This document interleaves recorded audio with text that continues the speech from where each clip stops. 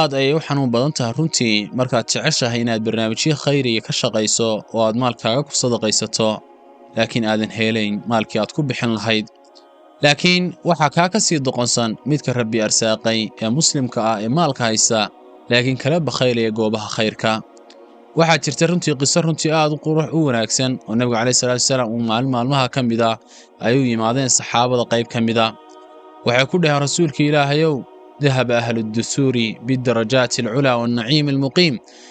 walaalihii hantida u saaxiibka ahaa waxay gaareen darajo sare iyo nicmo daa'ima maxaa yeelay yusalluuna kamaa nusalli wayasuumuuna kamaa nasuum waxay u tukanayaan sidaan u tukanno waxayna u soomayaan sidaan u soonno laakiin iyagu waxayna dheer yihiin maalkooda oo ay ku sadaqaysanayaan goobaha khayrka ku soo xajinayaan nabiga calayhi salaatu wasalaam isagoo u caqli celinaya ayaa waxa uu ku yidhi oo miyaan idinkaba rabbi idiin samayn shay kuwa idinka horreeyana aad ku gaadhaysaan kuwa idinka dambeeyana aan idinku soo gaarayn kadibna waxay dhaheen muxuu yahay rasuulka ilaahay nabiga calayhi salaatu wasalaam waxa ugu jawaabay salaad kasta gadaasheed ilaahay ayaa ku xamdinaysaan salaad kasta oo subxaana allah baad odhanaysaan salaad kasta gadaasheed ilaahay baad weynaynaysaan oo allahu akbar baad odhanaysaan salaad kasta gadaasheed ilaahay ayaad waxa weeyaan ku shukrinaysaan oo alxamdulilah baad odhanaysaan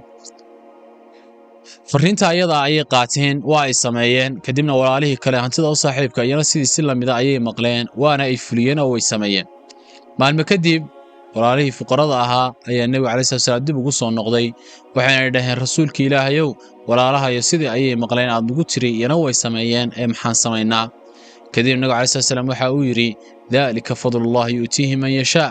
maalku waa fadli ilaahay bixiyo qofkii raba ayuu siiyaa qof kasta laakiin maalku fadli u noqon maayo waa midka garanaya meesha loogu talagalay ee uu ku bixinayo waa midka aakhiradiisa garanaya oo ku sadaqaysanaya jidka saxda ah kaas ayuu fadli u noqonaya haddaba